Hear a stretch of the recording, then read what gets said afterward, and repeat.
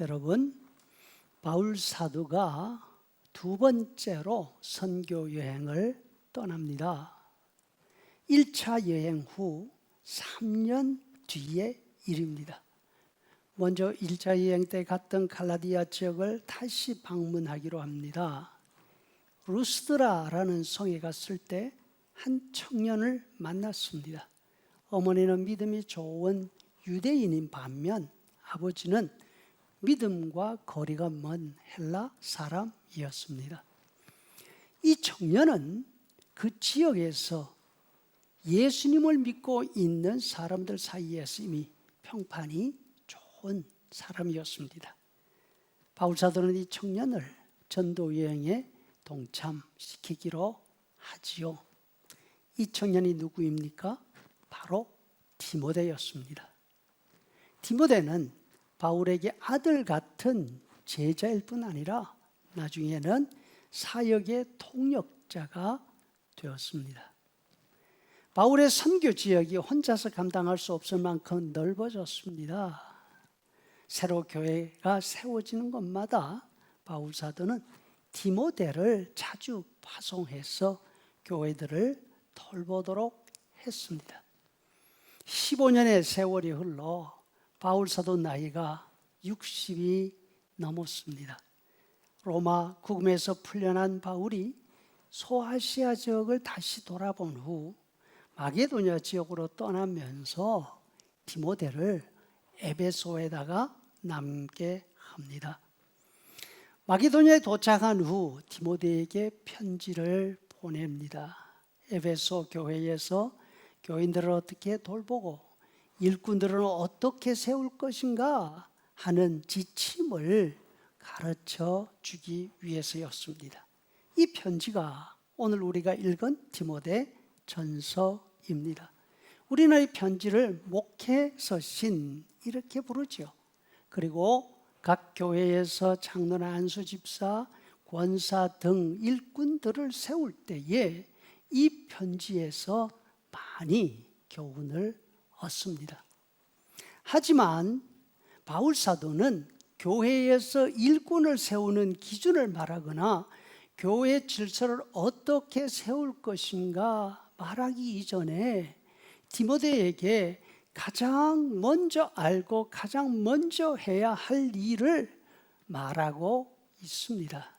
1장 3절에 내가 마게도냐를 갈 때에 너를 권하여 에베소에 머물라 한 것은 다른 교훈을 가르치지 말며 신화와 족보에 끝없이 몰두하지 말게 하려 함이라 이렇게 되어 있습니다. 바울 사도는 에베소에서 다른 교훈이 아니라 바른 교훈이 가르쳐지기를 원했습니다. 바른 교훈은 어디서 나옵니까? 성경에서 나옵니다. 그래서 청결한 마음과 선한 양심과 거짓이 없는 믿음을 성도들이 갖추어서 서로 사랑하는 교회로 만들어가는 것, 그것이 목회의 가장 중요한 목표이죠. 그런데 다른 교훈을 가르치는 사람들도 하나님의 말씀인 성경을 근거로 자신들의 주장을 말하고 있습니다. 성경을 열심히 가르칩니다. 성경 내용을 근거로 자신들이 누구의 계보를 이어받고 있는지, 얼마나 정통적인지를 주장하고 있는 것입니다. 또 남들과 비추어 자신들이 얼마나 의로운 사람들, 흠 없는 사람인지를 성경을 근거로 입증해 나가고 있는 것입니다. 하지만 바울 사도는 디모데에게 성경의 목적은 이것이 아니라 말씀합니다. 성경은 사람들의 의로움을 입증하는 데 쓰는 것이 아니라는 것입니다. 9절에 알 것은 이것이니 율법은 의인을 위하여 세운 것이 아니요 불법한 자와 죄인과 거룩하지 않은 자들에게 그들의 잘못을 깨닫도록 하는 데에 목적이 있다 하십니다. 바울 자신도 예수님을 알기 전에는 성경을 이렇게 자신의 의로움을 입증하는 데 썼습니다. 빌립보서 3장 4절 이하에 보니까 그러나 나도 육처를 신뢰할 만하며 히브리인 중에 히브리인이요 율법으로는 바리새인이요 흠이 없는 자라. 그런데 율법에 비추어 흠이 없다고 완벽한 자신을 주장하는 이 사람이 의인 스데반을 죽이고 교회를 박해했지 않습니까?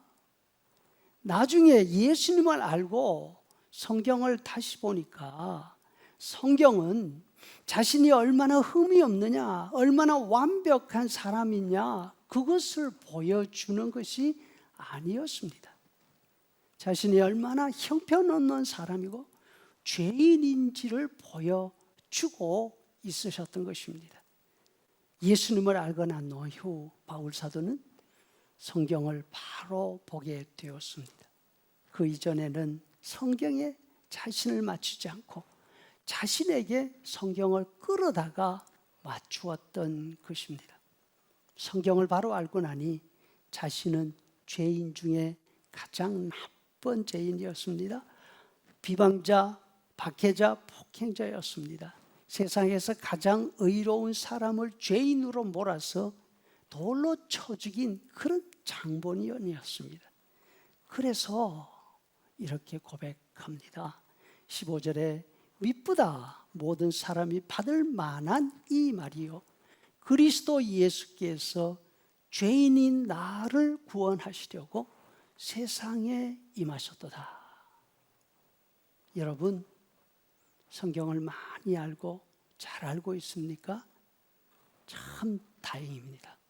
그렇다면 자신이 얼마나 완벽한 사람인지 그것이 아니라 자신이 얼마나 추악한 존재인지를 알게 될 것입니다.